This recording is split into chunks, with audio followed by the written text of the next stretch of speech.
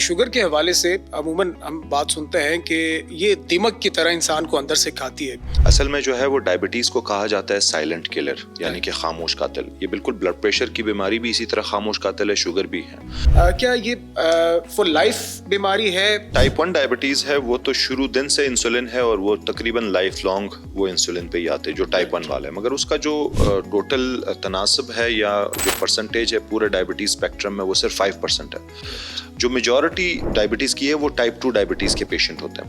उनमें क्या होता है, उनमें अगर शुरू में पेशेंट आ जाए, जैसे मैंने पहले बताया था आपको, तो वो 3 साल के अंदर अंदर अगर वो आ जाए तो वो बिल्कुल रिवर्स हो जाता है। डायबिटीज़ रिवर्सल एक फिनोमेना है कि डायबिटीज़ बिल्कुल उनकी ख़त्म हो सकती है। जो पाँव या टांग का कुछ हिस्सा काटना है, ये कौन सी स्टेज है और इससे बचने के लिए क्या किया जा सकता है? पुराना कॉन्सेप्ट तो यही था, बस ज़ख्म है काट दो, ऐसा नहीं है।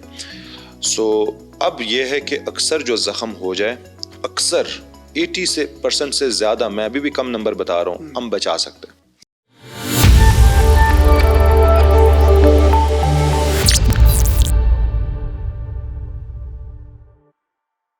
अस्सलाम वालेकुम, बियॉन्ड द स्टेथोस्कोप के साथ मैं हूं मोहम्मद उसामा। नाज़रीन, आज हम बात करेंगे डायबिटीज़ के हवाले से, आम जुबान में जिसे शुगर कहा जाता है। शुगर की रोकथाम कैसे की जा सकती है, इसका आप इलाज किस तरह से कर सकते हैं, और पाकिस्तान में शुगर के हवाले से, शुगर के मरीज़ों के हवाले से क्या अदाद शुमार हैं, इस हवाले से आज हम बात करेंगे। और गुफ्तगू में हमारा साथ देंगे डॉक्टर मतिउल्लाह खान साहब। अस्सलाम वालेकुम डॉक्टर साहब, कैसे हैं? क्या हाल है उसामा? खैरियत से हो? अल्हम्दुलिल्लाह। डॉक्टर मतिउल्लाह खान साहब का मैं मुख्तसर तारुफ करवाऊँ तो डॉक्टर साहब कंसल्टेंट एंडोक्रोनोलॉजी हैं, यानी शुगर और हार्मोन्स के डॉक्टर हैं, शिफा इंटरनेशनल अस्पताल से मुंसलिक हैं। और doctor Matiullah Khan assistant professor endocrinology हैं शिफा कॉलेज ऑफ मेडिसिन में। डॉक्टर साहब MBBS हैं, FCPS medicine, FCPS diabetes and endocrinology, और speciality certificate endocrinology and diabetes UK से हैं। डॉक्टर साहब से गुफ्तगू का आगाज़ करते हैं। सर, सबसे पहले आप हमें प्लीज़ अपने बचपन के हवाले से बताइए, अर्ली एजुकेशन के हवाले से बताइए। जी, बहुत शुक्रिया उसामा मुझे मदऊ करने का और मेरी इंट्रोडक्शन देखने का। ऐसा है कि बेसिकली ऑब्वियसली हर इंसान का बैकग्राउंड ये नहीं होता है कि वो बहुत ज़्यादा समझे कि मेडिकल बैकग्राउंड से हो या उनके घर में बहुत सारे डॉक्टर्स हो, तो हर एक उस तरह नहीं होता है। मैं भी उनमें शामिल हूँ। मेरे भी घर में कोई भी इस फील्ड से मुंसलिक नहीं था। तो स्टार्टिंग मैं क्वेटा से हूँ, तो स्टार्टिंग स्कूलिंग वहीं से है। उसके बाद मैंने अपना जो MBBS है वो यहीं पर शिफा से किया था। और यहाँ पर अल्हम्दुलिल्लाह मैं पोजीशन होल्डर था। यहाँ से फिर मैं FCPS मेडिसिन मैंने आगा खान यूनिवर्सिटी हॉस्पिटल से किया था। और फिर ट्रेनिंग मैंने की थी FCPS endocrinology and diabetes. Pakistan की जो 3 नामवर हस्पताल है, शिफा, शौकत खानम और आगा खान, इन तीनों से। और उसके साथ साथ जो है वो फिर मैंने क्वेटा में कुछ वक्त प्रैक्टिस की थी, 2 इयर्स। और यहाँ पर मैं अभी 1 साल हो गया शिफा इंटरनेशनल ज्वाइन किए हुए as a consultant endocrinologist. Sir, हम अपने टॉपिक की तरफ आते हैं। डायबिटीज़ है क्या? अगर आप हमें सादा अल्फाज में बताएं कि डायबिटीज़ क्या चीज़ है। जी देखिए, जो भी कुछ हम खाते हैं ना, उसमें कार्बोहाइड्रेट होता है, यानी कि नशास्ता। अब उसमें स्टमक में जाकर या इंटेस्टाइन्स में जाकर उसने डाइजेस्ट होना होता है, और फिर उसके बाद खून में जाकर वो बेसिकली शुगर होता है। वो शुगर ब्लड में अगर चल रहा हो तो फिर ये ख़तरनाक होता है। ये शुगर ब्लड से सेल्स के अंदर ले जाने के लिए हमें बेसिकली एक इंसुलिन, यानी कि एक हार्मोन है जो इंसुलिन उसका नाम है, वो दरकार होता है। इंसुलिन लबलबे यानी पैंक्रियास से बनता है। और डायबिटीज़ में होता क्या है कि ये इंसुलिन या तो बनता नहीं है, या अगर बनता है तो काम नहीं करता है। तो जिसकी वजह से जो है वो शुगर ब्लड के अंदर ही रह जाता है और वो सेल्स में नहीं जाता है। अब देखिए, सेल्स खुले होते हैं पूरे बॉडी के, दिमाग है, मसल्स है, ये सब कुछ चाहिए होता है, और उन सेल्स को फंक्शन करने के लिए शुगर ज़रूरी होता है। अब जब वो जाएगा ही नहीं तो वो फंक्शनल नहीं रहेगा, तो इस वजह से वो ब्लड में रहना, इसको हम कहते हैं कि ये डायबिटीज़ मेलाइटिस यानी कि शुगर हो गया है। और वो शुगर ब्लड में रहने की वजह से जहाँ जाना चाहिए तो वहाँ तो गया नहीं ना सेल्स में, और जिन जगहों पे वो जाता है वहाँ पर फिर पेचीदगियाँ करते हैं, जिसके बारे में हम आगे बात करेंगे। तो ब्लड में शुगर के मिकदार का एक हद से बढ़ जाने को डायबिटीज़ यानी कि शुगर कहते हैं। सर, अगर हम क्योंकि आम जिस तरह भी हम अपने घरों में देखें, फैमिलीज़ में देखें, दोस्तों के सर्कल में देखें, تو شوگر سے متاثرہ ہمیں بہت سے لوگ دیکھنے کو مل جاتے ہیں عموماً. اگر کچھ ڈیٹا بیس کیا ایسے مریضوں کی ہے ہمارے یہاں پاکستان میں؟ اگر ہے تو بتائیے کہ پاکستان میں کیا پرسنٹیج ہے, کتنے فیصد لوگ شوگر میں مبتلا ہیں؟ جی اسامہ بھائی, اگر میں بتاؤں آپ کو, پاکستان اس ٹائم دنیا میں ٹوٹل نمبر آف ڈائبٹیز کے اعتبار سے تیسرے نمبر پہ ہے. پہلے نمبر پہ چائنا ہے, پھر انڈیا ہے, اور تیسرے پہ ہم ہے. اور ان دونوں ملکوں کی تو آبادی بھی بہت زیادہ ہے, اور ہماری اسی تو وجہ آبادی سے اگر کمپیریٹیولی ہم کم ہے. بات کریں کہ percent of the adult population اگر ہم بات کریں نا, تو نمبر 1 پہ ہے. رائٹ. ٹھیک ہے جی, یعنی کہ ہر 4 میں سے ایک شخص کو ڈائبٹیز ہے پاکستان میں, اور یہ تقریباً 3.5 کروڑ لوگ ہیں جو ڈائبٹیز سے مبتلا ہے. 3.5 کروڑ ایڈلٹ پاپولیشن ہے. اچھا, 1/3 لوگ ایسے ہیں جن کو پتہ ہی نہیں کہ ان کو شوگر ہے. ٹھیک ہے جی. اسی طرح سے جو ہے وہ کوئی 1 ملین لوگ ہیں جن کو پری ڈائبٹیز ہے. تو یہ بہت بڑا نمبر ہے اور یہ بڑھتا جا رہا ہے. یہ اگر آپ 20 سال پہلے کی بات کریں تو ہم تقریباً 15ویں-18ویں نمبر پہ تھے, اور ہم سمجھتے تھے 2040-2050 میں جا کر ہم 7ویں نمبر پہ آ جائیں گے. اور یہ ابھی 2020-22 ہے اور ہم آئے تقریباً تیسرے نمبر پہ. تو بہت بری طرح جو ہے وہ ڈائبٹیز یہاں پر پھیل رہا ہے, بہت زیادہ ہوتا جا رہا ہے. اس کی کئی ساری وجوہات ہیں جو آگے ہم ڈسکس بھی کر لیں گے, مگر پاکستان بالکل کہا جاتا ہے کہ یہ دارالخلافہ بن گیا ہے ڈائبٹیز کا. It's quite unfortunate. اچھا ڈاکٹر صاحب, ڈائبٹیز کی اقسام کے حوالے سے اگر ہم بات کریں, کیا اس کی کوئی اقسام ہے؟ اگر اقسام ہے تو کائنڈلی بتائیے کہ کس کس قسم کی ڈائبٹیز کی کون کون سی اقسام ہیں؟ سو بیسیکلی جو ڈائبٹیز ملائٹس ہوتا ہے وہ بنیادی طور پر یا تو وہ ٹائپ 1 ڈائبٹیز ہوگا جو کہ بچوں میں یا ینگ ایڈلٹس میں ہوگا, اور وہ تقریباً اس پورے اسپیکٹرم ڈائبٹیز کے اسپیکٹرم کا 5% حجم رکھتا ہے. ٹھیک ہے جی. اس میں ٹائپ 1 ڈائبٹیز میں ہوتا یہ ہے کہ انسولن بن ہی نہیں رہا ہوتا ہے پینکریاس سے, اور شروع دن سے پیشنٹ کو جو ہے وہ علامات ہوتے ہیں. اس میں جو پیشاب کا زیادہ آنا, پیاس کا زیادہ لگنا, وزن کا گر جانا. بچوں میں عمومی طور پر یا ینگ ایڈلٹس میں تو ماں باپ پہچان لیتے کہ ان کو کوئی بیماری ہے تو وہ جلدی پک ہو جاتے ہیں. یہ ٹائپ 1 ڈائبٹیز کا پروپورشن 5% ہے, اور یہ وقت سے اتنا ہی % آ رہا ہے اور اتنے ہی لوگوں کو ہو رہا ہے. جو دوسری قسم ہے وہ ٹائپ 2 ڈائبٹیز ہے. وہ تقریباً 90% آف دی پورے اسپیکٹرم کا 90% ٹائپ 2 ڈائبٹیز ہے. اب یہ جو ٹائپ 2 ڈائبٹیز ہے یہ بڑھتا جا رہا ہے. یہ ٹائپ 2 ڈائبٹیز ہے جو کہ موٹاپے کی وجہ سے ہے, یا غذا میں بد پرہیزی, ورزش نہ کرنا. یہ ایڈلٹس میں زیادہ ہوتا ہے, اور اگر آپ بات کریں تو کچھ سال پہلے یہ 40 سال کی عمر سے زیادہ میں ہم پایا جاتا تھا, پھر میری موجودگی میں 30 سال سے ابو میں بھی آ گیا, پھر اس کرتے کرتے 20, اب ہم دیکھ رہے ہیں انفارچونیٹلی 12-14 سال کے بچوں کو بھی, ٹین ایجرز میں بھی ٹائپ 2 آ گیا. ٹائپ 1 تو تھا ہی تھا, ٹائپ 2 کا مطلب جو موٹاپے سے آنا تھا وہ بھی آ گیا. اب دیٹ مینز یہ بھی بڑھتا جا رہا ہے. یہ تو ٹائپ 2 ہے. پھر کچھ اور قسم ہے جیسے کہ حمل کے دوران ذیابطیز ہو جانا, جس کو جسٹیشنل ڈائبٹیز کہتے ہیں. اور پھر چوتھے میں ہم یہ کہتے ہیں کہ کوئی اور وجہ سے ڈائبٹیز ہو گئی ہو, کوئی ڈرگز کی وجہ سے, کوئی جس میں اسٹیرائڈز آ جاتے ہیں, کچھ اور دوائیاں آ جاتی ہے, یا پینکریاز لبلبے کی کوئی اور بیماری ہو جائے, پینکریٹائٹس ہو جائے.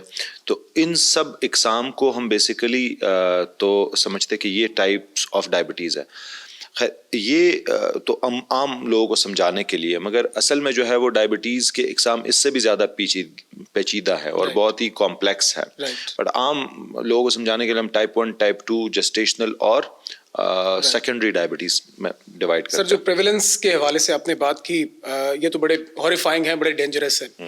لیکن سر اگر ہم انڈرسٹینڈنگ کی بات کریں, جتنے پرسنٹیج ہم نے دیکھا کہ جتنا پھیلاؤ ہے اس بیماری کا, کیا اس تناسب سے لوگوں میں اس کی انڈرسٹینڈنگ بھی ہے؟ لوگ جانتے ہیں اس بیماری کو اور اس کو ایڈریس کرنے کے لیے کنسلٹنٹ سے, ڈاکٹر سے اس طرح سے رجوع بھی کرتے ہیں کیا؟ جی دیکھیں, اس میں ڈپینڈ کرتا ہے کہ کون سے شہر میں, کون سے علاقے میں آپ رہ رہے ہو. یعنی کہ مطلب کوئی اسلام آباد میں رہ رہے ہو تو تھوڑا سا بہتر انڈرسٹینڈنگ ہوگی لوگوں کی, کسی گاؤں میں ہوں گے تو کم ہوگا. تو یہ تو ڈپینڈ کرتا ہے کہ اربن ایریا ہے, رورل ایریا ہے, کیا ہے. اوور آل پاکستان میں جو ہے وہ اس طرح کی انڈرسٹینڈنگ ڈائبٹیز کی نہیں ہے جس طرح ہونی چاہیے. اس کی جو سب سے بڑی وجہ ہے وہ یہ ہے کہ ڈائبٹیز اصل میں جو ہے وہ ایک خاموش قاتل ہے, اور یہ بیسیکلی شروع میں علامات نہیں رکھتا ہے, اور اس وجہ سے جو ہے وہ آپ اس کو سیریس نہیں لیتے ہو. اب مسئلہ یہ ہوتا ہے پاکستانی عوام کا، وہ جب ان کو کوئی بیماری بالکل آخری سٹیج تک لے جاتی ہے یا کوئی علامات دیتی ہے تب اس کا علاج کرتی ہے. یعنی کہ اسکریننگ کا یہاں پر کوئی کانسیپٹ اس طرح نہیں ہے. اکثر شہروں میں اسکریننگ کا مطلب ہوتا ہے کہ کوئی علامات نہیں ہو رہا آپ ٹیسٹ کرا لو. یہ نہیں ہوگا تو وہ ٹائم گزرتا جائے گا. اس کے بعد اگر ان کو ڈائبٹیز ہو بھی جائے تو دوا لے لیں گے کچھ وقت تک، وہ یہ نہیں کہیں گے کہ یہ دوائیاں ہم نے کنٹینیو رکھنی ہے، پریونشن آف کمپلیکیشن کرنا ہے. وہ یہ کہیں گے بس یہ دوائیاں ہم لے رہے ہیں، ایک آدھ مہینہ چھوڑ دیں گے بیچ میں، وہ فائنینشیل ایشوز بھی بیچ میں آ جاتے ہیں.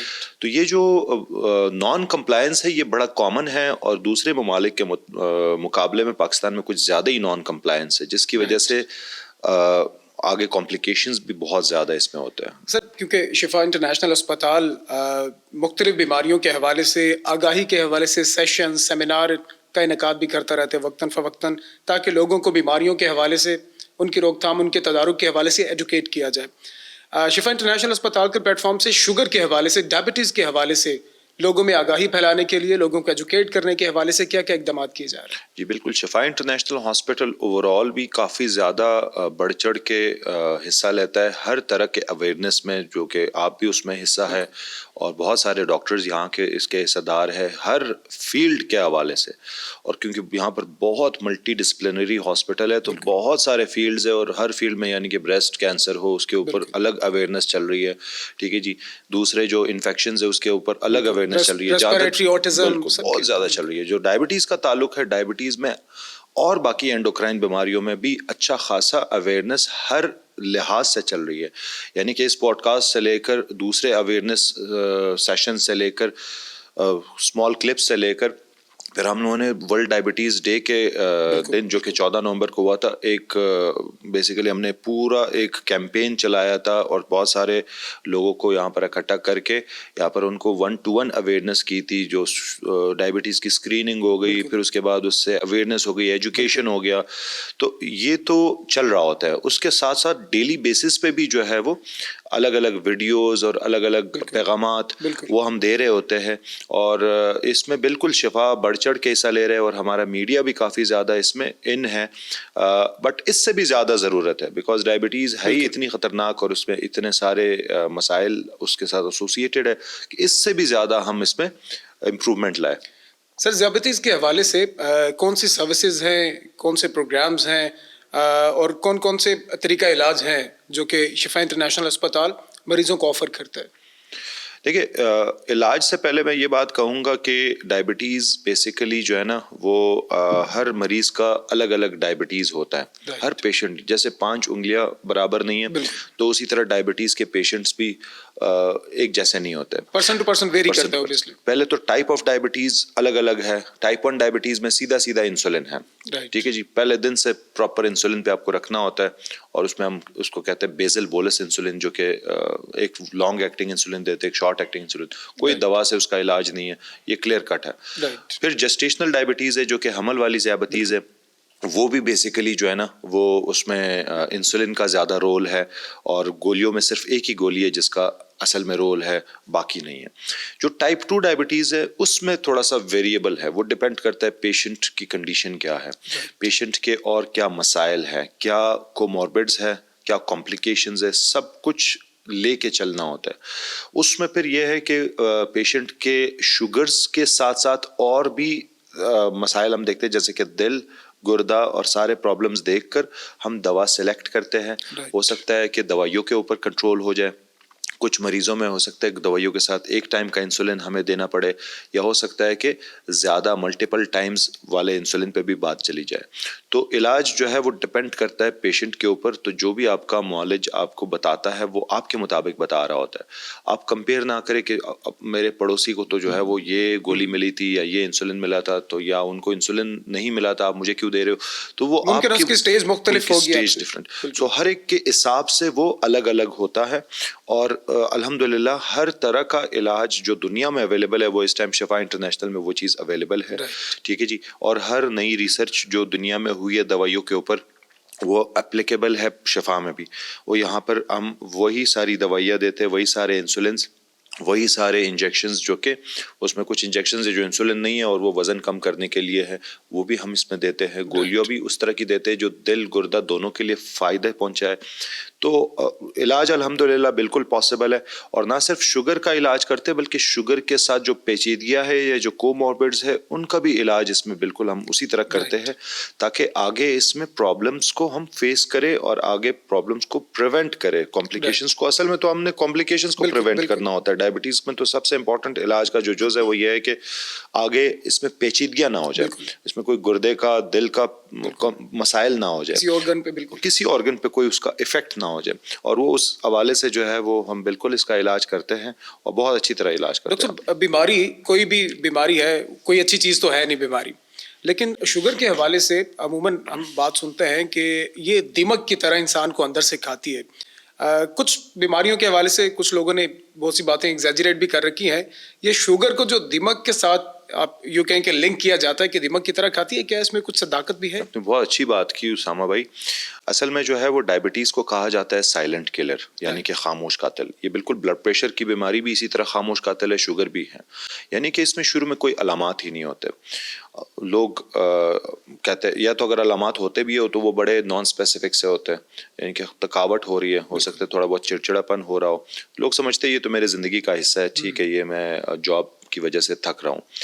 تو تھک جانا یا کوئی علامات نہ ہونا, یہ تو کوئی بھی الرٹ نہیں ہوتا ہے کہ یہ مجھے ڈائبٹیز ہو سکتا ہے, جس کی وجہ سے وہ ان کا علاج ڈیلے ہوتا جاتا ہے, ڈائگنوسس ڈیلے ہوتا جاتا ہے. تو شوگر جو ہے وہ علامات چونکہ نہیں دے رہا ہے تو آہستہ آہستہ وہ ہر آرگن کو افیکٹ کر رہا ہوتا ہے. یہ بڑا ٹائم دیتا ہے. ڈائبٹیز ہمیشہ انسان کو ٹائم دیتا ہے. ڈائبٹیز کے بارے میں ایک بہت مشہور بات ہے کہ اگر ڈائبٹیز کے ساتھ آپ بالکل شروع دن سے سیریس طریقے سے علاج کریں گے, اس کا خیال رکھیں گے, تو وہ بھی آپ کا خیال رکھے گا, پھر پرابلم نہیں ہوگا. اگر آپ ڈائبٹیز کا خیال نہیں رکھیں گے, آپ اس کے ساتھ جو ہے وہ بالکل نہ اس کا علاج کر رہے ہو نہ وقت پہ چیک کر رہے ہو, تو پھر ڈائبٹیز جو ہے وہ پھر آپ کا دشمن بن جاتا ہے. پھر بالکل دیمک کی طرح وہ باڈی کو جو ہے وہ خراب کر رہا ہوتا ہے اور ہر آرگن کا افیکٹ کر رہا ہوتا ہے. یعنی کہ اس کے پیچیدگیوں میں اگر ہم بات کریں نا, دیمک سے مراد کیا ہے, وہ یہ ہے کہ ہیڈ ٹو ٹو کوئی بھی آرگن نہیں چھوڑتا. یہ آنکھوں کے پردے کا جو ہے وہ یہ پرابلم کرتا ہے. دل کے جو ہے وہ امراض جتنے بھی ہے وہ ڈائبٹیز کی وجہ سے سب سے کامنلی ہوتے ہیں. گردے کے مسائل کرتا ہے, گردہ فیلئر آپ جائے ذرا ڈائلسس یونٹس میں ان سے پوچھے کہ کیا ہے, ان کو اکثر مریضوں کو ڈائبٹیز ہوگا. پاؤں میں زخم کرواتا ہے, پاؤں میں نسوں کو متاثر کرتا ہے. تو ہمیں بیسیکلی محتاجی والی زندگی کی طرف یہ لے جاتا ہے ڈائبٹیز, اگر علاج نہ ہو جائے. اور یہ یعنی کہ یہی ڈائبٹیز اگر صحیح طریقے سے ہم علاج کرے تو بالکل جو ہے وہ کوئی پرابلم نہیں ہوگا. ہمارے سامنے بہت سارے مثال ہے, یعنی کہ ایک مثال میں نام ضرور لینا چاہوں گا, وسیم اکرم کا, سب جانتے ہیں ان کو 25 سال سے ڈائبٹیز ہے, اور وہ بھی ٹائپ 1 ڈائبٹیز ہے جو کہ انسولن والا ڈائبٹیز ہے. اور وہ اس وقت سے جو ہے وہ انسولن چل رہی ہے, اور آپ دیکھ لیں وہ 50 ایج کا ہوگا, اور ہم سب جانتے ہیں ان کو کوئی پرابلم ہی نہیں ہے اس ٹائم. یعنی کہ انہوں نے بڑا ڈسپلن میں جو ہے وہ مینج کیا. ڈائبٹیز نے ان کا کچھ بھی نہیں کیا, کچھ نہیں بگاڑا. ایسے کئی سارے مثال ہمارے کلینک میں آتے ہیں, مگر جو مثال عام لوگوں کو پتا ہے وہ میں نے آپ کو بتایا. تو ڈائبٹیز ایسا نہیں ہے کہ سب کو نقصان پہنچاتی ہے, ان کو نقصان پہنچاتی ہے نا جو خود چاہتے ہیں کہ ان کو نقصان پہنچے. میں ایسے جیسے آپ کہہ رہے ہیں کہ اس کو اگر اچھے طریقے سے مینج کر لیا جائے تو آپ اچھی زندگی گزار سکتے ہیں. بالکل. ایسی کون سی رکاوٹیں ہیں, کیونکہ آپ روزانہ ہر طرح کے مریضوں سے ملتے ہیں, ان سے انٹریکٹ کرتے ہیں, ان کا اوبیسلی علاج کرتے ہیں.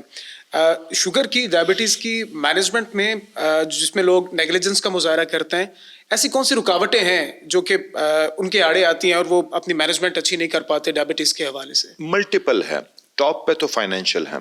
دیکھیں آبویسلی ڈائبٹیز کا علاج تھوڑا سا مہنگا ضرور ہو جاتا ہے لوگوں کے لیے, مہنگائی بہت زیادہ ہے, وہ اپنا کھانے کا نہیں کر پا رہے ہوتے, تو ڈائبٹیز کا علاج کہاں سے کریں گے؟ پہلا تو فائنینشیل ہے کہ ان کے پاس ظاہر ہے اتنا بجٹ نہیں رہ پاتا ہے صحت کے لیے جتنا رہنا چاہیے.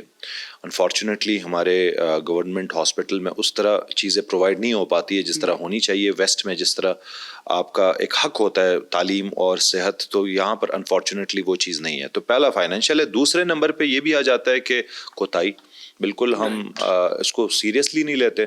تو اس کے پیچھے جو محرکات ہے وہ یہی ہے کہ اویئرنیس نہیں ہے, اور دوسری بات یہ ہے کہ ہم شارٹ کٹ کے چکروں میں ہوتے ہیں. یعنی کہ اگر میں ابھی بھی یہی پوڈ کاسٹ آپ دیکھ لے کمنٹس میں یہی آئے گا نا, کوئی طریقہ بتا ہے اس کو ختم کرنے کا, مطلب وہ پوری بات نہیں سنیں گے کہ یہ طریقہ ہے اس کا پریونٹ کرنے کا, ایسے کرنے کا. تو یہاں پر سب کو شارٹ کٹ چاہیے ہوتا ہے. اس کے ساتھ تو پیشنس کے ساتھ آپ کو چلنا ہے. تو اب وہ پیشنٹ کو جو شارٹ کٹ چاہیے ہوتا ہے نا, تو پھر وہ بہت سارے کویکس ہے, بہت سارے فیک لوگ ہیں, وہ پھر ایسے باتیں بتاتے ہیں, کریلے کا پانی پیے, تو وہ ایسی چیزیں بتاتے ہیں, لوگ اس چکر میں پڑ جاتے ہیں. اب اس چکر میں پڑ جاتے ہیں, وہ ٹائم ویسٹ ہو جاتا ہے, ٹھیک ہے جی, اور طرح کے جو مصنوعی چیزیں ہوتی ہے ان چکروں میں پڑ جاتے ہیں. میں نام نہیں لینا چاہتا ہوں. سو بیسیکلی اویئرنیس نہیں ہوتا ہے, ہمیں تھوڑی سی جو ہے وہ پتہ نہیں ہوتا ہے کہ ڈائبٹیز کو مینیج کیسے کرنا ہے. اینڈ دین اس میں سب سے ایک اور امپورٹنٹ بات یہ ہے کہ ڈائبٹیز کے ایکچولی ڈاکٹرز بہت کم ہیں. سچی بات تو یہ ہے, یعنی کہ پاکستان میں اگر دیکھا جائے تو مستند جو اینڈوکرینالوجسٹ جس کو ہم کہتے ہیں نا, وہ 100 کے قریب ہے پورے پاکستان میں. مطلب یعنی کہ 20 کروڑ 25 کروڑ آبادی پہ صرف 100 لوگ تو کم ہیں. آپ کی فیلڈ پہ بہت بھاری ذمہ داری ہے. بالکل. اب اس میں پھر یہ تو مستند ہے, مگر پھر وہ فیک اتنے سارے بن جاتے ہیں نا کہ وہ کویکس, اور وہ پھر اپنے اپنے طریقے بتا رہے ہوتے ہیں. ہر ایک بن رہا ہوتا ہے کہ میں ڈائبٹیز کا ڈاکٹر ہوں, جس کی وجہ سے یہ بھی ایک بڑا چیلنج ہے جس میں پرابلمس شروع ہو جاتے ہیں. یعنی کہ خدا نخواستہ اس کو ٹائپ 1 ڈائبٹیز جس میں انسولن کا علاج ہوگا, وہ ان کو کہہ دے گا کہ نہیں بس گولیوں سے کرو. اب تو مریض کو تو ظاہر ہے یہ گولیوں والا آپشن زیادہ اچھا لگتا ہے. تو ہو سکتا ہے وہ میری بات مانے بغیر وہ ادھر چلے جائے کہ اچھا گولیوں کا کہہ رہے تو یہ ٹھیک کہہ رہا ہوگا. ایسی چیزیں بہت ساری ہوتی ہے, اور بہت سارے ہم دیکھتے ہیں نا, ہر بندہ مارکیٹ میں وہ کوئی جم ٹرینر ہوگا, وہ بتا دے گا بس میں ڈائبٹیز کا بھی بتا دوں گا, اس طرح مینیج کرتے ہو. یہ سارے پرابلمس پاکستان میں انفارچونیٹلی چیک اینڈ بیلنس نہ ہونے کی وجہ سے کویکری ایٹ پیک ہے, جس کی وجہ سے ڈائبٹیز کا علاج شروع میں جو بہت اچھا ہو سکتا تھا. دیکھیے میں آپ کو ایک بات بتاؤں, ٹائپ 2 ڈائبٹیز اگر 3 سال کے اندر مریض آ جائے صحیح سیریس طریقے سے ہمارے کلینک میں, ہماری ساری باتیں مانے, وہ ریورس ہو جاتا ہے اس کا ڈائبٹیز. بھلے وہ 10% کا HbA1c ہو, 300 کا شوگر ہو, جتنا بھی ہو, وہ پراپر طریقے سے اگر شروع میں ہی ڈائبٹیز کو بہت اچھا مینیج کرے تو ختم ہو سکتا ہے. ڈائبٹیز بالکل اس کا ریورس ہو سکتا ہے. تو مینیج کرنا تو دور کی بات, بٹ وہ شروع میں دوسروں کے ہاتھوں میں. یہاں تو ایک اور ٹرینڈ یہ بھی ہے, آپ میڈیکل سٹور میں جاتے ہو کہ فلاں کی دوا دے دو, میڈیکل سٹور والا بھی دے دیتا ہے, یہ لو ٹھیک ہے جی. ایسے نہیں کرنا چاہیے. دیکھیں ہم گاڑی میں پیٹرول بھی ڈالتے ہیں یا یہ جو آئل ڈالتے ہیں نا, تو کتنا سوچ سمجھ کر ڈالتے ہیں, کون سا والا اچھا آئل ہے, کون سا والا اچھا پیٹرول پمپ ہے. تو جو ہم دوا لے رہے ہیں, دوا تو بالکل زہر ہے اگر آپ بغیر کسی مشورے کے لے رہے ہو. وہ اور اپنے آپ کا علاج ہم کر رہے, جو مجھے ڈائبٹیز ہوگا تو میں بیسٹ بندہ ڈھونڈوں گا کہ شہر میں کون ہے جو کہ میرا علاج بہتر طریقے سے کر سکے. ٹھیک ہے جی. آپ دوائیوں پہ تو ویسے بھی 8-10 ہزار لگ ہی جانے ہیں, دوائیوں اور انسولن سب ملا کر.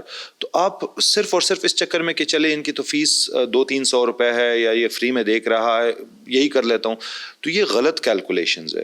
تو اس وجہ سے وہ اچھے سینٹر میں آنے سے کتراتے ہیں کہ نہیں شفا تو بہت مہنگا ہو جائے گا, مسئلہ ہو جائے گا. تو وہ صرف آپ وہ فیس بچانے کے چکروں میں دوا تو لینی ہی پڑے گی نا. تو وہ دوا آپ لے لیتے ہو, اور پھر غلط دوائیاں اور غلط چیزیں ملا کر وہ شروع کا جو گولڈن پیریڈ ہوتا ہے نا, 1-2 سال کا, وہ ضائع ہو جاتا ہے. پھر پیشنٹ کو جب کمپلیکیشن شروع ہوتی ہے نا, یعنی کہ پاؤں میں جو ہے وہ نسیں خراب ہو گئی, گردہ خراب ہو گیا, وہ تو ریورس نہیں ہو سکتی ہے.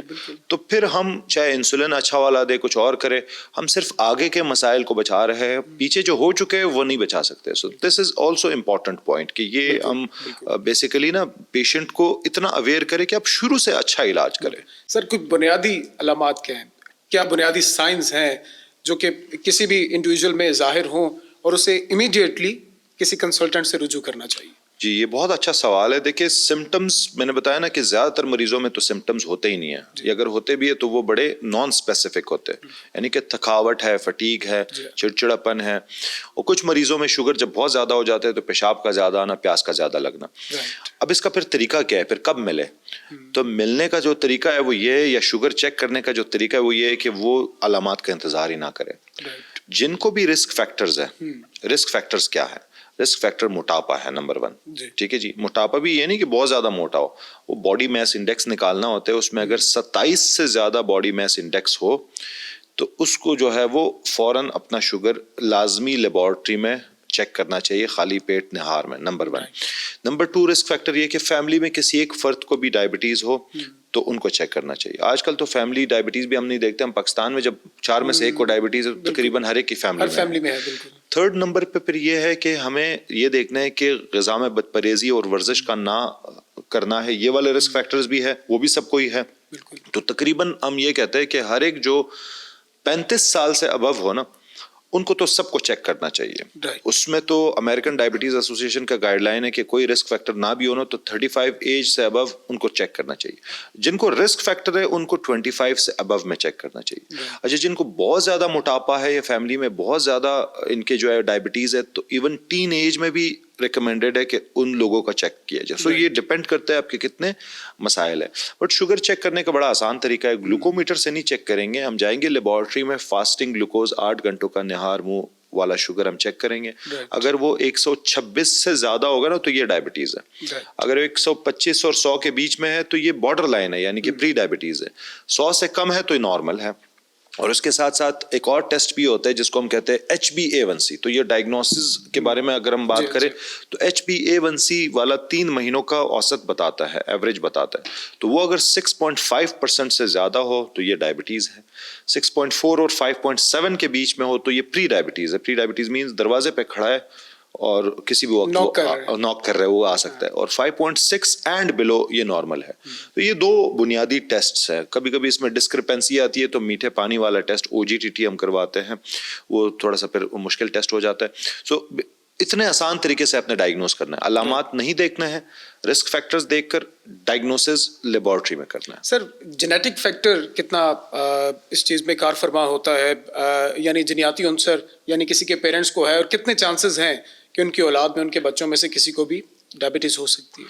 جی, اس میں جو ٹائپ 2 ڈائبٹیز ہے نا وہ کافی زیادہ ملٹی فیکٹوریل ہے اور پولی جینک اس کو ہم بولتے ہیں. ملٹیپل جینز اس میں انوالوڈ ہوتے ہیں. جینز کے ساتھ ساتھ انوائرمنٹ بھی ضروری ہوتا ہے. انوائرمنٹ کو ہم بیسیکلی موٹاپے کو ہم انوائرمنٹ کہتے ہیں, یہ کھانا جو کھا رہے ہیں اس کو انوائرمنٹ کہتے ہیں. ٹھیک ہے جی. سو جینز پلس انوائرمنٹ دونوں رول پلے کرتے ہیں ڈائبٹیز ٹائپ 2 میں. اور اکثر دیکھا جاتا ہے جو فیملی میں بہت زیادہ ڈائبٹیز ہو, یعنی کہ پیرنٹس میں ہو یا تایا پھپھی کزنز, تو ان میں زیادہ چانسز ہوتے ہیں ڈائبٹیز ہونے کے. ٹھیک ہے جی. اور دوسرا یہ ہے کہ ٹائپ 1 ڈائبٹیز یوزولی تھوڑا سا اس کا پریویلنس اس طرح فیملی کے ساتھ ایسوسیٹڈ کم ہے, اس کا بھی ہے کم ہے. ایک اور ٹائپ آف ڈائبٹیز ہے جس کو ہم مونوجینک ڈائبٹیز کہتے ہیں, موڈی, وہ بہت زیادہ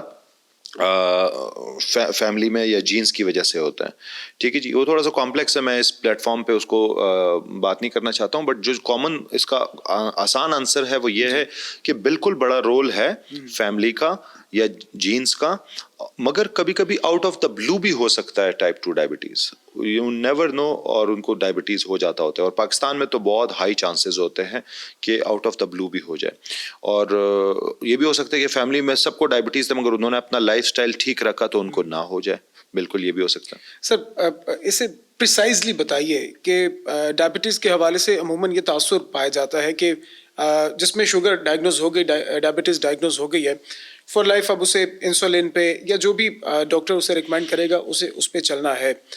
کیا یہ فار لائف بیماری ہے یا کچھ ایسے کیسز بھی آپ نے دیکھے ہیں اپنے تجربے کی روشنی میں بتائیے کہ جنہیں صرف آپ نے جنہوں نے احتیاط برتی, آپ کی گائیڈ لائنس پہ عمل کیا اور انہیں اس سے چھٹکارا مل گیا؟ جی دیکھیں, اس میں جو ٹائپ 1 ڈائبٹیز ہے وہ تو شروع دن سے انسولین ہے اور وہ تقریباً لائف لانگ وہ انسولین پہ ہی آتے ہیں جو ٹائپ 1 والے ہیں. مگر اس کا جو ٹوٹل تناسب ہے یا جو پرسنٹیج ہے پورے ڈائبٹیز اسپیکٹرم میں وہ صرف 5% ہے. جو میجورٹی ٹائپ 2 ڈائبٹیز کی ہے وہ ٹائپ 2 ڈائبٹیز کے پیشنٹ ہوتے ہیں. ان میں کیا ہوتا ہے, ان میں اگر شروع میں پیشنٹ آ جائے, جیسے میں نے پہلے بتایا تھا آپ کو, تو وہ 3 سال کے اندر اگر وہ آ جائے تو وہ بالکل ریورس ہو جاتا ہے. ڈائبٹیز ریورسل ایک فینومینا ہے کہ ڈائبٹیز بالکل ان کی ختم ہو سکتی ہے اگر اس میں لائف سٹائل موڈیفیکیشن ہو جائے, ڈائٹ, ایکسرسائز اور کچھ ایسی دوائیاں جس سے ان کا جو اضافی وزن تھا وہ کم ہو جائے.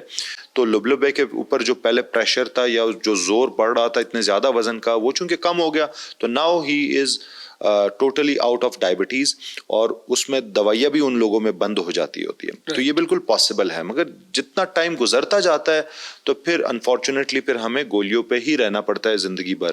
مگر شروع میں اگر اچھا علاج کیا جائے تو بالکل ریورس ہو جاتا ہے. سر ابھی ہم نے کچھ بات کی تھی پیچیدگیوں کے حوالے سے, ابھی ڈیڈیکیٹڈ اگر ہم پیچیدگیوں کے حوالے سے بات کریں, کون کون سی ایسی پیچیدگیاں ہیں, کمپلیکیشنز ہیں جن کا ایک شوگر پیشنٹ کو, ایک ڈائبٹیز کے پیشنٹ کو سامنا کرنا پڑتا ہے؟ جی دیکھیں, جس طرح میں نے بتایا نا, ڈائبٹیز دیمک کی طرح باڈی کو جو ہے وہ کھا رہا ہوتا ہے اور ہیڈ ٹو ٹو سارے آرگنز متاثر کرتا ہے, اور اس میں ہم بیسیکلی میڈیکلی ڈیوائڈ کرتے ہیں میکرو ویسکولر کمپلیکیشنز اور مائکرو ویسکولر کمپلیکیشنز میں. سو جو میکرو ویسکولر کمپلیکیشنز اس میں فالج, دل کا اٹیک یا دل کا فیلئر ہونا, اور اس کے ساتھ ساتھ پیریفرل آرٹیریل ڈیزیز یعنی کہ جو پاؤں میں جتنے رگے ہیں اس میں تنگی آ جانا, یہ 3 میکرو ویسکولر ہے. اور جو مائکرو ویسکولر کمپلیکیشنز ہے اس میں ریٹینوپیتھی یعنی کہ آنکھوں کے پردے کا جو ہے مسئلہ, گردے کا مسئلہ جس کو نیفروپیتھی کہتے ہیں, جو شروع میں ہم ڈیٹیکٹ کرتے ہیں پروٹین یوریا سے یعنی کہ پیشاب کے ذریعے کتنا پروٹین لاس ہو رہا ہے, اور بعد میں کریٹینین بڑھ جاتا ہوتا ہے, بلڈ ٹیسٹ ہوتا ہے, اور یہ اس کی کوئی علامات نہیں ہوتے ہیں. اکثر مریض کہتے ہیں میرا گردہ کیوں چیک کروں, مجھے کوئی علامات ہی نہیں ہے. تو علامات نہیں ہوتے, گردے کا جو ہے وہ ٹیسٹ ہوتا ہے ہر سال, جو پروٹینز کا ٹیسٹ ہوتا ہے کہ یورین کے ذریعے پروٹین لاس ہو رہا ہے یعنی, اور دوسرا کریٹینین کا ہوتا ہے. اور اس کے ساتھ ساتھ پاؤں کے نسیں جو ہے وہ بھی انوالو ہو جاتی ہے, جس سے پھر ڈائبیٹک فٹ ہو جاتا ہے, جو پاؤں میں زخم ہو جاتا ہے اور وہ پاؤں کے کٹنے کی بھی نوبت آ سکتی ہے. مگر اکثر مریضوں میں الحمدللہ اگر اچھا علاج کیا جائے تو پاؤں کے کٹنے سے وہ بچ سکتے ہیں. میرا ایک سوال یہ بھی تھا, کیونکہ اب آپ نے ذکر کیا جو پاؤں یا ٹانگ کا کچھ حصہ کاٹنا ہے, یہ کون سی سٹیج ہے اور اس سے بچنے کے لیے کیا کیا جا سکتا ہے؟ اوبیسلی ڈاکٹر کی گائیڈ لائنس تو ہیں, لیکن اٹس کوائٹ سیریس کہ آپ کے جسم کا کوئی حصہ کاٹ دیا جائے. نہیں, اس میں بالکل یہ ہوتا ہے کہ پرانا کانسیپٹ تو یہی تھا, بس زخم ہے کاٹ دو, ایسا نہیں ہے. سو اب یہ ہے کہ اکثر جو زخم ہو جائے, اکثر 80% سے زیادہ, میں ابھی بھی کم نمبر بتا رہا ہوں, ہم بچا سکتے ہیں. جتنا بھی برا زخم ہو, اگر زخم کا اچھا کیئر کیا جائے, پاؤں کے زخم کا, اور اس کے ساتھ ساتھ اچھا اینٹی بائیوٹک دیا جائے, شوگر کا کنٹرول کیا جائے, جوتے کا جو ہے وہ اچھا سلیکشن ہو, آف لوڈنگ اس کو ہم بولتے ہیں کہ اس زخم کے اوپر جو ہے وہ پریشر کم کیا جائے, ڈیلی ڈریسنگ کی جائے, تو یہ زخم تقریباً ہر پیشنٹ کا ہم نے دیکھا ہے کہ وہ لمب بچ سکتا ہے یا پاؤں کے کٹنے کی نوبت نہیں آ سکتی ہے. تو اس لیے جو ہے جب بھی پاؤں میں زخم ہو تو ڈائبٹیز اسپیشلسٹ ضرور آپ کو دیکھے, بیکاز جو سرجن کے پاس جائیں گے وہ تو یہی کہے گا کہ بس یہ تو کاٹنا پڑے گا, بٹ ڈائبٹیز اسپیشلسٹ اس حساب سے نہیں جائے گا. وہ ظاہر ہے اس میں چیزوں کو دیکھ کر مینج کرے گا اور مینج ہو جاتے ہوتے ہیں. یہ وجہ کیا ہوتی ہے؟ وجہ یہ ہوتی ہے لمبے عرصے کی ڈائبٹیز, اور نسیں بیسیکلی اس میں متاثر ہو جاتی ہے, پاؤں میں زخم ہو رہا ہوتا ہے یا اس میں ان کو سینسیشن ہی نہیں آ رہی ہوتی ہے, تو جس کی وجہ سے وہ زخم پتہ ہی نہیں چل رہا ہوتا ہے اور وہ بڑھتا جا رہا ہوتا ہے, تب ان کو پتہ چل جاتا ہے اس کے اوپر انفیکشن ہو جاتا ہے. ٹھیک ہے جی, اور وہ بھر نہیں رہا ہوتا ہے اس لیے کیونکہ بلڈ سپلائی بھی وہاں کا بڑا کم ہوتا ہے. یہ سب مسائل بیسیکلی اس زخم کو, اور آپ کو پتہ ہے کہ شوگر میٹھا ہے تو اور بھی جراثیم کو وہ چیز پسند ہوتی ہے, تو وہ زخم بڑھتا جاتا ہے اور وہ مینج نہیں ہو پا رہا ہوتا ہے. اور انفارچونیٹلی ہماری عوام سیلف مینجمنٹ پہ اتنا بلیو کرتی ہے کہ کوئی اس پہ اوپر کچھ لگا رہا ہوتا ہے, کوئی کچھ اور لگا رہا ہوتا ہے, وہ کرتے کرتے کرتے پیشنٹ کی اپنی کنڈیشن کی وجہ سے بھی اور اپنے کوتاہیوں کی وجہ سے بھی وہ خراب ہوتا جاتا ہے, اور آخر کار وہ کاٹنے پہ مجبور ہو جاتا ہے. بٹ جس بھی کنڈیشن میں ہو تو اس میں اگر اچھا مینج کیا جائے تو انشاءاللہ یہ پاؤں بچ سکتا ہے. سر, پرسنل مینجمنٹ کی آپ نے بات کی, جہاں پہ ہمیں پرسنل مینجمنٹ کرنی چاہیے ہم وہاں پہ کرتے نہیں ہیں, لائک ہماری روزمرہ کی روٹین, کھانا پینا. ابھی آپ یہ بتائیے کہ کیا گائیڈ لائنز ہیں خصوصاً آپ کی طرف سے؟ ایک تو وہ طبقہ ہے جو کہ شوگر سے متاثرہ ہے, ایک کچھ نارمل لوگ ہیں جن میں شوگر ڈائگنوز نہیں ہوئی یا ان میں شوگر کا ایلیمنٹ, ڈائبٹیز کا ایلیمنٹ نہیں ہے. دونوں کو کتنا کانشیس رہنا چاہیے اپنے لائف سٹائل کے حوالے سے اور اپنی ڈائٹری ہیبٹس کے حوالے سے؟ جی اسامہ بھائی, بہت اچھا سوال ہے. پہلی بات تو یہ ہے کہ اگر کوئی اوبیس ہے نا, موٹاپا ہے, اور ان کو ڈائبٹیز نہیں بھی ہے نا, اور دوسرا گروپ ہے جو کہ پری ڈائبٹیز ہے, بارڈر لائن ہے, تیسرا گروپ ہے جن کو ڈائبٹیز ہو گئے, میں تینوں کو ایک ہی تناظر سے دیکھتا ہوں. جن کو موٹاپا ہے یا وہ پری ڈائبٹیز ہے یا ڈائبٹیز ہے, تینوں آلموسٹ سیم ہے میرے لیے. تینوں میں جو ڈائٹ ہے وہ ایک جیسا ہے, تینوں کے لیے لائف سٹائل ایک جیسا ہے. اوبیسٹی والا, یہ جو صرف موٹاپے والا, وہ خوش نہ ہو جائے بیکاز وہ کچھ سال بعد انہوں نے بھی جو ہے ڈائبٹیز میں کنورٹ ہونا ہے. جو پری ڈائبٹیز والا ہے وہ بھی کچھ وقت بعد ڈائبٹک ہی ہو جائے گا, اور ڈائبٹیز والا بھی پریشان نہ ہو کیونکہ اگر وہ لائف سٹائل بدل جائے گا تو وہ واپس ڈائبٹیز ختم کر کے پیچھے جا سکتا ہے. سو یہ دونوں طرف ٹو وے ٹریفک ہے, دونوں طرف بات جا سکتی ہے. تو اس میں کرنا کیا چاہیے؟ بیسیکلی ڈائٹ سب سے بنیادی جو اصول ہے وہ ڈائبٹیز مینجمنٹ کا وہ ڈائٹ ہے. ڈائٹ کے حوالے سے میں بات کروں گا کہ بیسیکلی اس میں یہ آ جاتا ہے کہ آپ کے جو خوراک ہے وہ 3 حصوں میں ہم ڈیوائڈ کرتے ہیں. ایک ہے کاربوہائیڈریٹ یعنی کہ نشاستہ, دوسرا ہے پروٹین, تیسرا ہے فیٹس. اس میں کاربوہائیڈریٹ میں ہم یہ کہتے ہیں کہ جو برا والا کاربوہائیڈریٹ ہے اس کو ایوائڈ کرے, جو اچھا والا ہے وہ آپ لے سکتے ہو. برے والے کاربوہائیڈریٹ کیا ہوتے ہیں, یعنی کہ سفید آٹا ہے, بیکری آئٹم ہے, نان ہے, جتنے بھی فاسٹ فوڈ میں چیزیں اویلیبل ہے وہ ہے, جوسز ہے, کولڈ ڈرنکس ہے, میٹھی چیزیں ہے, آئس کریم ہے, یہ سب ایوائڈ کرے کاربوہائیڈریٹ میں. جو اچھا والا کاربوہائیڈریٹ ہے یعنی کہ وہ ہول گرین, چکی کا آٹا, جو کا آٹا, یہ آپ لے سکتے ہو. اس میں چھوٹی روٹی آپ استعمال کریں گے صبح دوپہر رات, وہ آپ لے سکتے ہو. تو یہ تو پہلا جز ہے جو کاربوہائیڈریٹ کا ہے. کاربوہائیڈریٹ میں پھر فروٹس بھی آ جاتے ہیں, فروٹ آپ لے سکتے ہو 1-2. اس کا جوس ایوائڈ کیا کریں. ڈائٹ میں جو کاربوہائیڈریٹ کے بعد دوسری چیز ہے وہ پروٹینز ہے. پروٹینز یوزولی ہم کہتے ہیں کہ جو پلانٹ بیسڈ پروٹینز ہے, لوبیا, دالیں, مٹر, یہ لینا چاہیے. باقی جو اینیمل بیسڈ ہے اس میں گرلڈ فش ہو یا گرلڈ چکن ہو وہ زیادہ بہتر ہے. مٹن ہفتے میں کوئی 1-8 دن بغیر چربی کے وہ لے سکتے ہیں. اور جو فیٹس ہے اس میں بیسیکلی اینیمل فیٹس یا سیچوریٹڈ فیٹس اس کو ایوائڈ کرنا چاہیے, اور فرائیڈ چیزیں, فاسٹ فوڈ کو ایوائڈ کرنا چاہیے.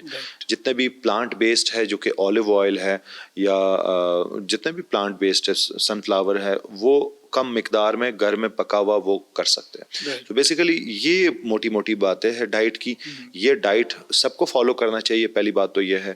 پھر موٹاپے والے مریض تو لازمی اس کو فالو کرے اور کم مقدار رکھے چیزوں کا, بیلنس ڈائٹ رکھے اور اسی کو پھر لمبے عرصے تک فالو کرے. یہ نہیں کہ وہ بیسیکلی جو ہے نا وہ کیٹو ڈائٹ کے اوپر آ جائے کوئی 1 ہفتے 2 ہفتے کے لیے, 2 مہینوں کے لیے. ایسا نہیں ہوتا ہے. اس میں ہم نے بیسیکلی موٹاپے کو ختم کرنے کے لیے ایک لانگ لاسٹنگ لمبا پلان دینا ہوتا ہے. اسی طرح پری ڈائبٹیز والا بھی یہی کر کے ختم کر سکتا ہے اپنا, اور ڈائبٹیز والا پیشنٹ بھی یہ کر کے اس کے ساتھ ایکسرسائز.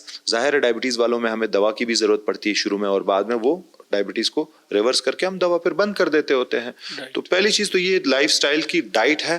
دوسری چیز ہے وہ ہے ورزش. ورزش سے مراد یہ نہیں ہے کہ وہ جم جائے. ورزش سے مراد ہے وہ چہل قدمی کرے, وہ واک کرے, وہ رننگ کر سکتے تو وہ کرے, حرکت میں رہے. ٹھیک ہے جی.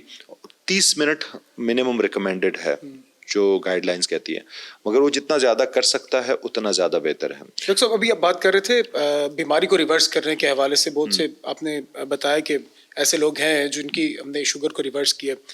کتنے چانسز ہوتے ہیں کہ جن کو آپ نے کامیاب ٹریٹمنٹ کے بعد ان کی بیماری کو ریورس کیا, لیکن دوبارہ سے کیا ڈائبٹیز سر اٹھا سکتی ہے ان میں؟ جی بالکل. اگر دوبارہ سے ان کا وزن بڑھ جائے, دوبارہ سے لائف سٹائل خراب ہو جائے تو پھر, ورنہ نہیں. ورنہ دیکھیں نا, ایک انسان کی کیپیسٹی تھی, پینکریاس کی کیپیسٹی تھی, وہ انسولین بنا رہا تھا اور آپ کی باڈی کا جو موٹاپا تھا وہ بیسیکلی ریزسٹنس دے رہا تھا. تو دونوں میں جو ہے وہ ایک ٹگ آف وار چل رہا ہے. اگر آپ انسولین بنا رہے تھے ایک مقدار سے مگر موٹاپا آپ نے بڑھا دیا تو اس سے کیا ہوا, ڈائبٹیز ہو گیا. اب آپ نے واپس اس چیز کو کم کر دیا. بیسیکلی یہ اس طرح کا فارمولہ ہے. ویسے تو اس سے زیادہ کمپلیکس ہے بٹ آسان لفظوں میں سمجھانے کے لیے یہ ہے. موٹاپا بڑھاؤ گے, انسولین ریزسٹنس بڑھے گا تو آپ کا اپنا انسولین ناکافی ہوگا تو ڈائبٹیز ہو جاتا ہے. اگر آپ نے اس موٹاپے کو کم کیا, وزن کو کم کیا, ریزسٹنس کو کم کیا, تو جتنا لبلبے میں پہلے سے انسولین موجود تھا وہ کارآمد ثابت ہوگا اور وہ بغیر دوائی کے اپنا کام پورا کر سکے گا. ٹھیک ہے جی. اب دوبارہ موٹاپا کرو گے تو دوبارہ ہی ہوگا یہ اوبویسلی, بٹ اگر لائف سٹائل ویسے ہی رہے اور اسی حساب سے وہ چلتا رہے پوری زندگی تو پھر انشاءاللہ ان کو نہیں ہوگا. ایون اگر فیملی ہسٹری بھی ہے تو بھی انشاءاللہ ان کو نہیں ہوگا. سر کریئرز پوائنٹ آف ویو سے, کیونکہ ہم کریئرز کے حوالے سے لازمی بات کرتے ہیں اپنے پوڈ کاسٹ میں, کریئرز کے حوالے سے بتائیے کہ آپ جس راستے پہ چل رہے ہیں, نیو کمرز کے لیے کیا یہ راستہ پھولوں کی سیج ہے یا اٹس کوائٹ ٹف؟ جی دیکھیے, میڈیکل فیلڈ میں تو اوبویسلی اینڈوکرینالوجی, میں خود اینڈوکرینالوجسٹ ہوں تو بہترین فیلڈ ہے, وہ تو میں یہی کہوں گا نا.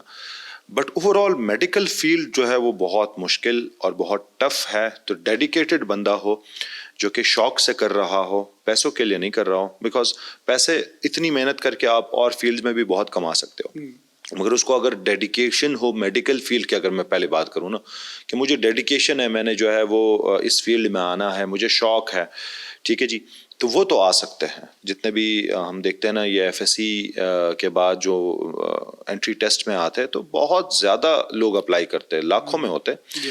تو وہ تو اپلائی کر لیتے ہوتے ہیں، مگر اس میں اکثر لوگوں کو پتہ ہی نہیں ہوتا ہے کہ آگے میڈیکل فیلڈ میں کتنے سال میں نے لگانے، کتنی ڈیڈیکیشن کرنی ہے، فیملی سے کتنا دور مجھے رہنا ہوگا، اور میرے پرسنل لائف کا کیا ہوگا. اگر یہ سب باتیں پتہ ہو اور پھر بھی آپ آ رہے ہو اور آپ اس میں بالکل اپنے آپ کو اس میں ڈیڈیکیشن کے ساتھ آ رہے ہو، پھر تو ویلکم. مگر اگر ایک بندہ کہتا ہے نہیں میں نے بس ذرا جلدی میں ہوں اور پیسے بھی کمانے ہیں اور لائف بھی گزارنی ہے، پھر it's not the field for him or her. تو یہ بات ہے سب سے بڑی. اب جو دوسرے سوال کا پہلو ہے کہ یہ تو میڈیکل فیلڈ تو آبویسلی جو ایف ایس سی کے لوگ ہیں ان کے لیے یہ بات تھی میری، اے لیولس والے جو لوگ تھے نا. اب جو ایک انسان ابھی میڈیکل میں آ چکا ہے، ایم بی بی ایس میں ہے یا وہ ہاؤس جاب میں ہے یا بیسیکلی اب وہ آگے پی جی شپ کی تیاری کر رہا ہے، ان کے لیے میرا یہ پیغام ہے کہ اینڈوکرینالوجی بہت اچھی فیلڈ ہے.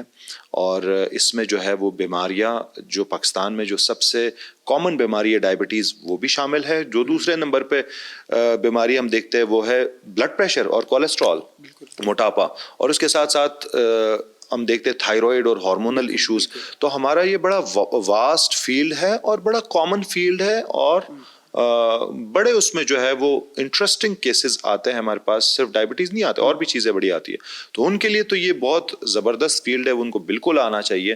پھر وہی والی بات ہے کہ اینڈوکرینالوجی بیسیکلی ہوتی کس طرح ہے کہ پاکستان میں پہلے F C P S medicine کرنا ہوتا ہے جو کہ 4-5 سال کا ہے، ایگزام اس کا پاس کرنا ہوتا ہے، اور پھر آپ ایف سی پی ایس اینڈوکرینالوجی کے لیے انرول ہوتے ہو فیلوشپ، سیکنڈ فیلوشپ. اور جس میں آپ نے بتایا کہ ویکیوم بھی بہت زیادہ ہے، مستند اینڈوکرینالوجسٹ بہت کم ہے، بہت کم ہے، اور جگہ بھی بہت کم ہے جہاں پر یہ فیلوشپ ہوتی ہے. تو الحمدللہ شفا میں یہ فیلوشپ ہوتی ہے، اور میں پہلے شفا کا فیلو تھا جو کہ میں نے یہاں سے ہی کیا تھا، اور یہی پر ہی واپس میں کام کر رہا ہوں. تو وہ بالکل وہ آ سکتے ہیں اس میں. پھر وہی بات ہے کہ لمبا پروسیس ہے. تو یہ میراتھن ریس ہے، یہ جو ہے وہ 100 میٹرز دوڑنی ہے. تو آپ آرام سے پھر اس میں جو ہے وہ پھر آ سکتے ہو، اور اپنی پریکٹس بہت اچھی آپ کر سکتے ہو. بہت سارے لوگ جو ابھی F C P S medicine کر چکے ہیں، تو پھر اگلا طبقہ وہ ہے، ان کو لازمی جو ہے وہ اس بارے میں سوچنا چاہیے کہ میں نے ایک اسپیشلائزیشن میں جانا چاہیے F C P S medicine کے بعد. ان کو بالکل وہ اینڈوکرینالوجی چوز کر سکتے ہیں. سر ہم نے لائف سٹائل کے حوالے سے اور خوراک کے حوالے سے بھی بات کی. آخر میں بس اگر میں کہوں کہ کرکس آف دا اسٹوری بتائیے ڈائبٹیز کے مریضوں کے لیے، نارمل لوگوں کے لیے، کہ وہ کن کن چند ایک چیزوں پر عمل کر کے اپنی لائف کو آسان بنا سکتے ہیں. جی، اس میں ہمیشہ یہ بتاتا ہوتا ہوں کہ ڈائبٹیز کنٹرول کے جو ہے 5 سنہرے اصول ہوتے ہیں. پہلا جو ہے وہ ڈائٹ ہے، جیسے کہ میں سارا ڈیٹیل میں بتایا کہ ڈائٹ غذا میں توازن غذا ہونی چاہیے، اور ایک بیلنسڈ ڈائٹ جس میں کاربوہائیڈریٹ اچھے والے شامل ہو، پروٹینز اور فیٹس کم مقدار میں ہو، اور پلانٹ بیسڈ ہو. گھر کا پکا ہوا کھانا ہو، یعنی کہ چھوٹی روٹی اس کے ساتھ سالن کم تیل میں بنا ہوا، گھر کا پکا ہوا ایوائڈ کرے. باہر کے خوراک، تیل والی چیزیں، فرائیڈ چیزیں، بیکری والی چیزیں، یہ تو پہلے ڈائٹ کا ہو گیا. اس کے ساتھ ساتھ آدھے گھنٹے کی ورزش ہے جو کہ کم سے کم اس سے سٹارٹ کرے اور بڑھاتے جائے. ان دونوں کے ذریعے ویٹ لاس کا ہونا بڑا ضروری ہے کہ وہ ہیلدی ویٹ لاس کرے اپنا، اور ایک لائف سٹائل چینج لائے. ٹھیک ہے جی. اس کے ساتھ ساتھ جو دوائی ڈاکٹرز بتائے اس حساب سے وہ چلے. اچھی دوائیاں، مستند دوائیاں وہ کنٹینیو ان کو رکھے، اور جہاں پر انسولن کی ضرورت پڑے وہ انسولن جو ہے وہ یوز کرے، جتنا بتایا جائے اس حساب سے یوز کرے. اور پھر سب سے امپورٹنٹ بات یہ کہ شوگر ساتھ ساتھ چیک بھی کرتے رہیں. نہ صرف گھر میں شوگر چیک کرتے رہے جس کو ہم ہوم بلڈ شوگر مانیٹرنگ کہتے ہیں، بلکہ اس کے ساتھ ساتھ HbA1c کا جو ٹیسٹ ہوتا ہے جو کہ 3 مہینوں کا ہوتا ہے وہ بھی کروایا کرے. اور جو باقی بیماریاں ہیں جو شوگر کے ساتھ ایسوسیٹڈ ہوتی ہیں، یعنی کہ کوموربڈز ہے جس میں کولیسٹرول ہے، بلڈ پریشر ہے، دل کے مسائل ہیں، اور کچھ پیچیدگیاں جو کہ گردے کے مسائل ہے، وہ والے ٹیسٹ بھی کرا کر، اور ان کا جو معالج ہے، ان کا جو ڈاکٹر ہے وہ ہولسٹیکلی ان کو دیکھے اور ان کا علاج کرے. اور پوری کوشش یہی ہو کہ کوئی پیچیدگیاں نہ ہو اگر ڈائبٹیز ہوا ہو، اور جو شروع والا ڈائبٹیز ہو وہ ریورس بھی ہو جائے. تو ان 5 اصولوں کے اوپر چلتے ہوئے ڈائبٹیز کا بہت اچھا علاج ہم کر سکتے ہیں، اور اس میں انشاءاللہ تعالی ہم کمپلیکیشن سے بچ سکتے ہیں. کیونکہ ہمیں اللہ نے ایک ہی زندگی دی ہے، تو اس کے اوپر جو ہے وہ ہمیں موت کا تو پتہ ہے کہ ایک دن آنا ہی ہے، مگر ہم اپنے سارے جتنے بھی آرگنز ہیں یا پرزے وہ صحیح سلامت لے کے جائے اللہ کے پاس واپس، جیسا اللہ نے بھیجا تھا ویسے کم از کم. اچھا سر، اسموکرز کے حوالے سے میں ڈسکس کرنا چاہتا تھا. اسموکرز میں کتنے زیادہ یہ رسک فیکٹر ہو سکتا ہے کہ وہ اگر ڈائبٹیز کا شکار نہیں ہے تو ڈائبٹیز ان کے دروازے پہ دستک دینے کے کتنے چانسز ہیں؟ اچھا، اسموکر بیسیکلی جو ہے نا ڈائبٹیز کا پارٹنر ہے، پارٹنر ان دا کرائم ہے. وہ کیا کرائم ہے؟ کرائم بیسیکلی جو ہے وہ ایک تو دل کا اٹیک ہے، دوسرا فالج ہے، تیسرا میں نے بتایا نا پاؤں میں نسوں کا مسئلہ یا رگوں کا مسئلہ. تو اگر ڈائبٹک بھی ہو اس کے ساتھ اسموکنگ بھی ہو تو ڈبل سے بھی زیادہ چانسز ہوتے ہیں ہارٹ اٹیک کے. ڈائبٹک بھی ہو، کولیسٹرول بھی ہو، اسموکر بھی ہو تو اور بھی زیادہ چانسز ہوتے ہیں. تو یہ سب پارٹنرز ان دا کرائم ہے ٹو کاز دا کمپلیکیشنز. جو پیچیدگیاں بڑھیں گی. ظاہر ہے اسموکنگ ڈائبٹیز تو نہیں کروائے گا، مگر دونوں مل کر جو ہے وہ آگے مسائل بہت زیادہ کریٹ کریں گے. Thank you so much doctor متی اللہ خان بہت صاحب، شکریہ آپ تشریف لائے. ناظرین آپ کا شکریہ، آپ نے پوڈ کاسٹ دیکھا. ہمیں کمنٹ سیکشن میں بتائیے کہ آپ کن موضوعات پر پوڈ کاسٹ دیکھنا چاہتے ہیں. انشاءاللہ ہم انہی موضوعات پر آپ کی خدمت میں پوڈ کاسٹ شیئر کریں گے. انشاءاللہ جلد نئے پوڈ کاسٹ کے ساتھ آپ کی خدمت میں دوبارہ حاضر ہوں گے. مجھے اجازت دیجیے.